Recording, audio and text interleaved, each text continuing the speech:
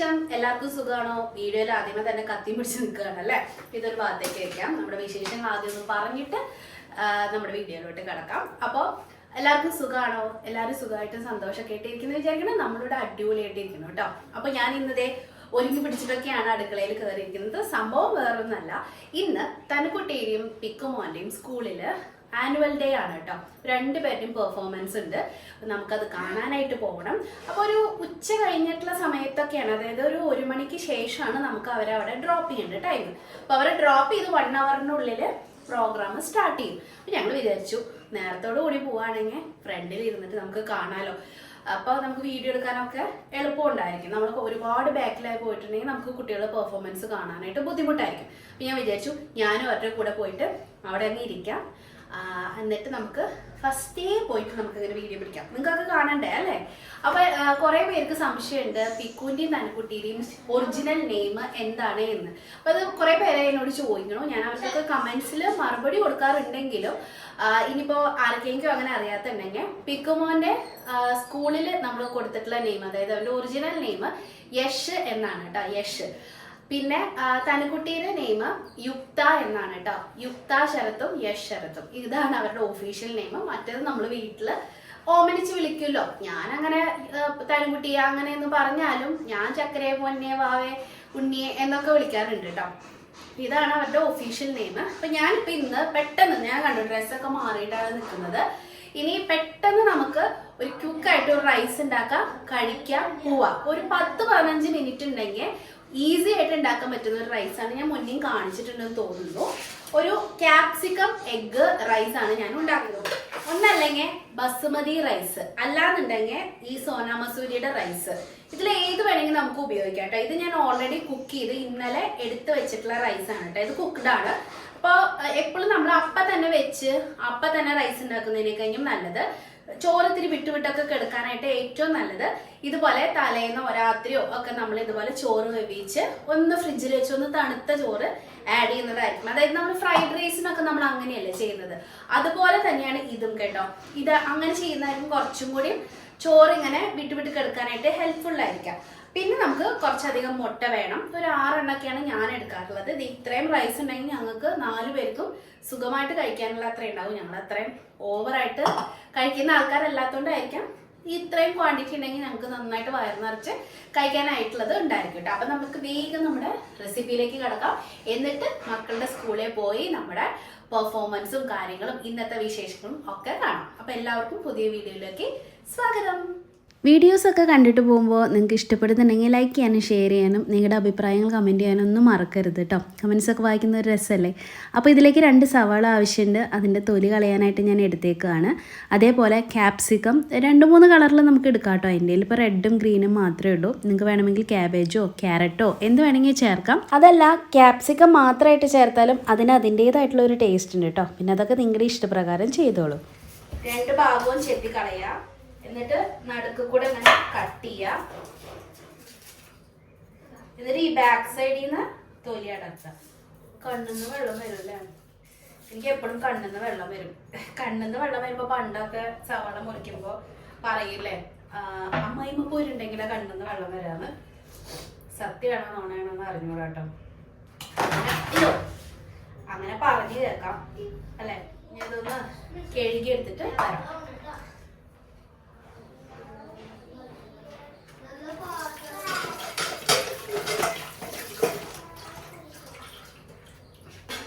അപ്പൊ എല്ലാം കേൾക്കിയെടുത്തോണ്ട് വന്നിട്ടുണ്ട്. ഇനി ചറ പറയാന്ന് കട്ട് ചെയ്തിട്ട് എടുക്കാം. നിങ്ങക്ക് നീളത്തിലോ ചെറുതാക്കിട്ടോ എങ്ങനെ വേണമെങ്കിൽ കട്ട് ചെയ്യാം കേട്ടോ.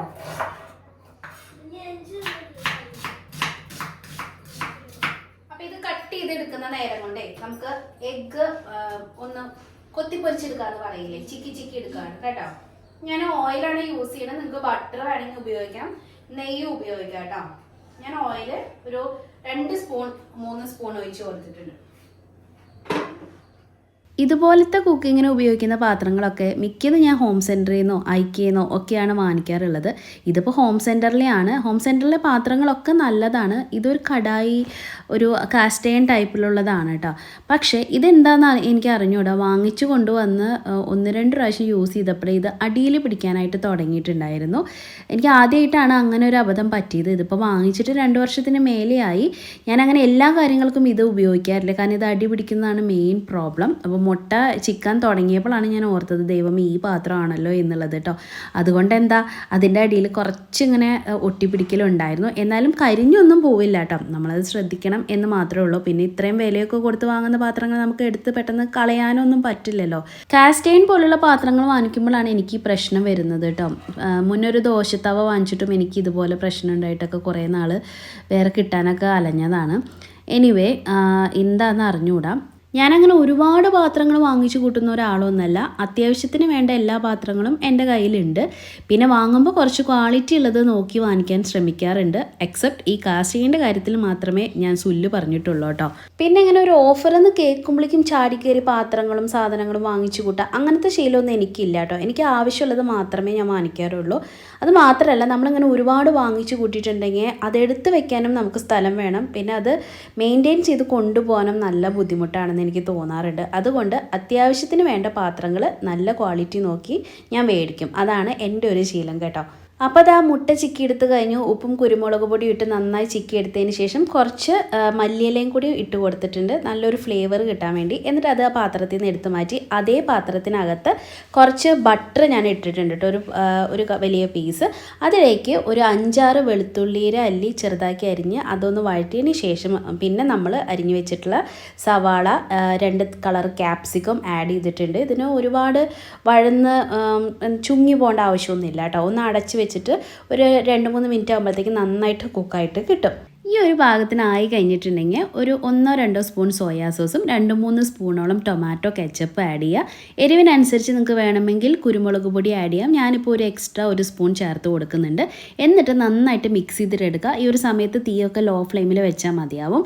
എല്ലാം കൂടി നല്ലൊരു പരുവായി കിട്ടിയതിന് ശേഷം നമുക്ക് കുക്ക് ചെയ്ത് വെച്ചിട്ടുള്ള റൈസ് ചേർക്കാം. അത് അന്ന് കുക്ക് ചെയ്യേണ്ട, നിങ്ങൾ തലേദിവസം കുക്ക് ചെയ്ത് വെച്ചേക്കും. അതുപോലെ ഇങ്ങനത്തെ എന്തെങ്കിലും ബിസി ടൈം വരുമ്പോഴത്തേക്കും നമുക്ക് പെട്ടെന്ന് ഉണ്ടാക്കിയെടുക്കാനും പറ്റും കേട്ടോ. കുക്ക്ഡ് റൈസൊക്കെ ഫ്രിഡ്ജിൽ ഇരിപ്പുണ്ടെങ്കിൽ ഞാൻ എന്താ റൈസ് തട്ടി കൊടുത്തിട്ടുണ്ട്. അതിനുശേഷം നന്നായിട്ട് മിക്സ് ചെയ്തിട്ട് എടുക്കാം. പിന്നെ ഉപ്പൊക്കെ വേണ്ടിയവർ അതിനനുസരിച്ച് കൂട്ടുകയും കുറയ്ക്കുകയൊക്കെ ചെയ്യാം കേട്ടോ. പിന്നെന്താ, നമ്മൾ ഈ ചിക്കി വെച്ചിരിക്കുന്ന മുട്ടയും കൂടി ആഡ് ചെയ്ത് കൊടുക്കുക. കുറച്ച് സമയം എടുത്തിട്ട് തന്നെ റൈസായിട്ട് എഗ്ഗിനെയും കൂടി മിക്സ് ചെയ്തിട്ട് എടുക്കാം കേട്ടോ. എല്ലാ ഭാഗത്തേക്കും ഒരുപോലെ ആയിട്ട് കിട്ടണം. പിന്നെ ഒന്ന് കളർഫുള്ളായിട്ട് ഇരിക്കാൻ വേണ്ടിയിട്ട് നമുക്ക് കുറച്ചും കൂടി മല്ലിയിലയും പുതിനയിലയും ഉണ്ടെങ്കിൽ അതും കൂടിയും തൂവിയിട്ട് കൊടുക്കാം കേട്ടോ. അപ്പോൾ അത്രയേ ഉള്ളൂ നമ്മുടെ റൈസിൻ്റെ പരിപാടി. ഈസിയാണ്, മക്കൾക്കൊക്കെ നല്ല ഇഷ്ടവും. ഇതിലേക്ക് പ്രത്യേകിച്ച് കറിയും കാര്യങ്ങളോ സർലാസോ ഒന്നും ആവശ്യമില്ല. പിന്നെ ഒട്ടും കറികളോ ഒന്നും ഇല്ലാണ്ട് കഴിക്കാൻ പറ്റാത്തവർക്ക് ഒരു തരി ടൊമാറ്റോ സോസൊക്കെ യൂസ് ചെയ്യാം, കഴിക്കുമ്പോൾ ടേസ്റ്റ് ഉണ്ടായിരിക്കും. അപ്പോൾ ഇത്രയേ ഉള്ളൂ നമ്മുടെ എഗ്ഗ് ക്യാപ്സിക്കം റൈസിൻ്റെ പരിപാടി. എല്ലാവരും ട്രൈ ചെയ്ത് നോക്കുക. സ്കൂൾ ലഞ്ച് ബോക്സിനൊക്കെ പറ്റിയായിട്ടാണ് കേട്ടോ. അങ്ങനെ പെട്ടെന്ന് ഭക്ഷണമൊക്കെ കഴിച്ച് ഞങ്ങൾ വേഗം സ്കൂളിലേക്ക് എത്തി. ഒരു 1:15 കൂടിയിട്ടാണ് സ്കൂളിലേക്ക് എത്തിയത് കേട്ടോ. അപ്പോൾ അതാ ആരും വന്നിട്ടൊന്നുമില്ല. ഫ്രണ്ട് നിരയിൽ തന്നെ ഞങ്ങൾക്ക് ഇരിക്കാനായിട്ട് സാധിച്ചു. പിന്നെ പ്രോഗ്രാം തുടങ്ങുമ്പോഴത്തേക്ക് ഒരു 3 മണിയൊക്കെ കഴിഞ്ഞിട്ടുണ്ടായിരുന്നു. 4 മണി 5 മണി വരയ്ക്കും ഇവരുടെ പ്രസംഗവും മറ്റുള്ള ചടങ്ങുകളും കാര്യങ്ങളൊക്കെയാണ് കുട്ടികളെ ആദരിക്കുന്ന പരിപാടി. പിന്നെ കുറേ കോമ്പറ്റീഷനും കാര്യങ്ങൾക്കൊക്കെ പങ്കെടുക്കുന്ന കുട്ടികൾക്കുള്ള അവാർഡും കാര്യങ്ങളൊക്കെ കൊടുക്കുന്ന ചടങ്ങ്, അങ്ങനെ ഒരുപാട് കാര്യങ്ങൾക്ക് ശേഷമാണ് നമ്മുടെ ഡാൻസും കാര്യങ്ങളൊക്കെ തുടങ്ങിയത്. Ladies and gentlemen, distinguished guests, I am Samar, playing as the king of this enchanted garden. And I am Sakshi, your queen.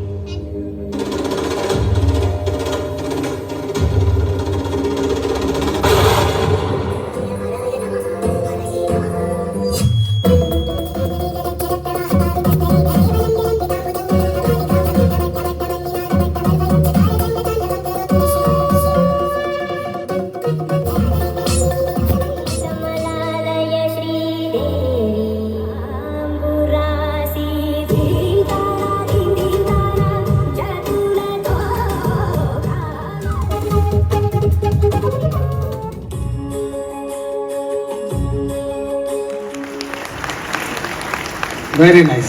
God bless you. God bless you. Very nice. So cute. Mutton किया क्या mutton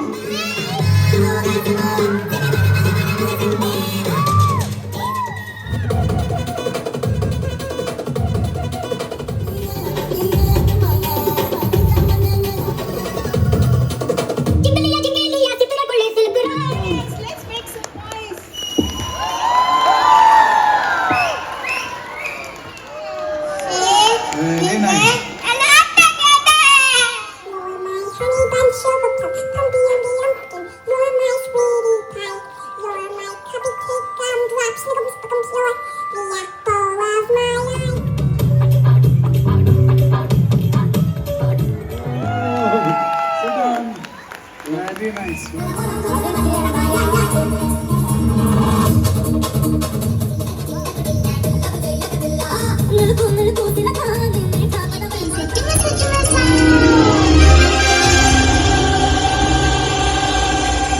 hi കൂട്ടുകാരെ, എല്ലാവർക്കും സുഖമല്ലേ? ഇന്ന് ഞാൻ ഒരു കഥ പറയാൻ പോവുകയാണ്. ഈ കഥയിൽ ആരൊക്കെ ഉണ്ടെന്ന് അറിയാമോ? കുറുക്കൻ, ആന, കുരുവി, കടുവ, കരടി, കാക്ക, അങ്ങനെ അങ്ങനെ.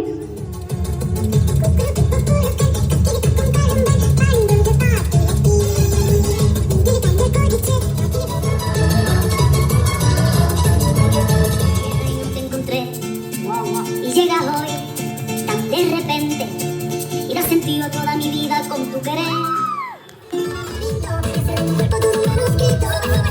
Si te pido un beso, ven, dámelo. No sé qué estás pensando, lo dejemos tiempo y te...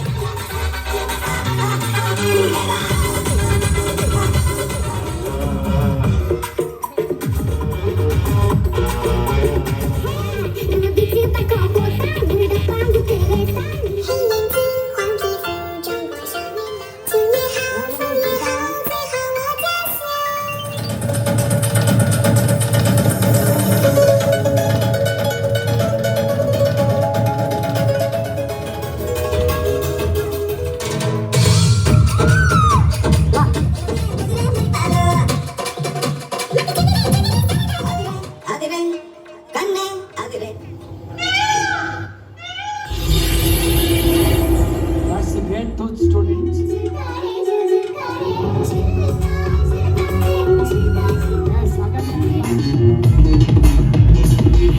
Kavita, Radha and Chaitra, the teachers, the peacocks, the little peacocks are so beautiful. Dance was very good. Tanvi, you've done a good job. It's a different type of dance.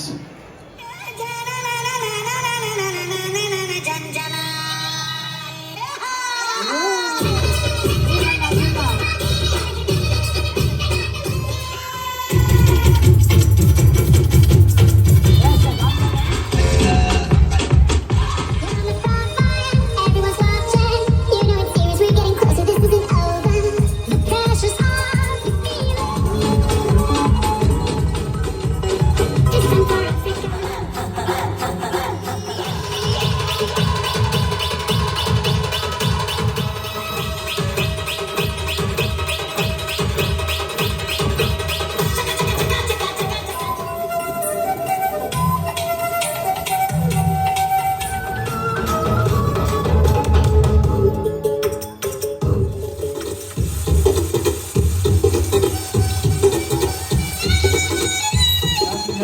And Banasri, wow, you did a wonderful job.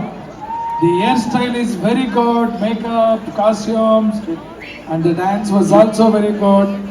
Everything was good. Give them big round of ಇಡೀ applause. ಭೂಮಂಡಲವನ್ನೇ ನಡಗಿಸುವ ಈ ಮಹಿಷಾಸುರನಿಗೆ ಒಂದು ಹೆಣ್ಣಿನ ಮರಣವೇ?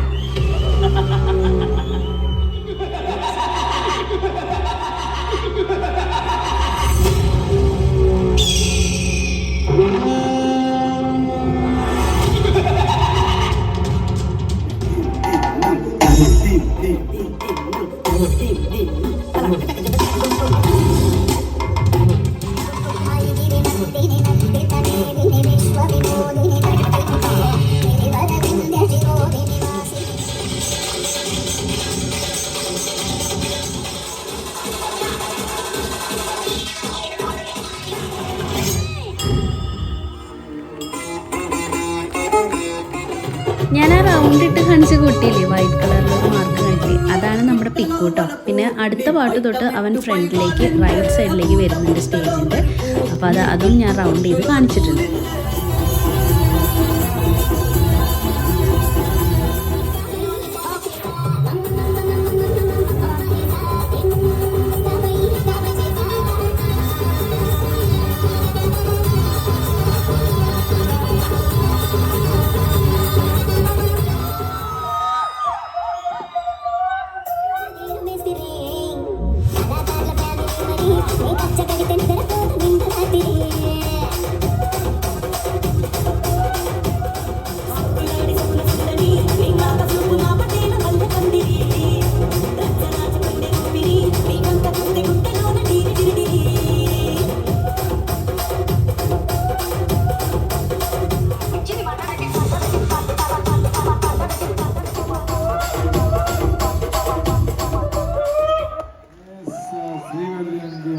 said, team, you done a very good job.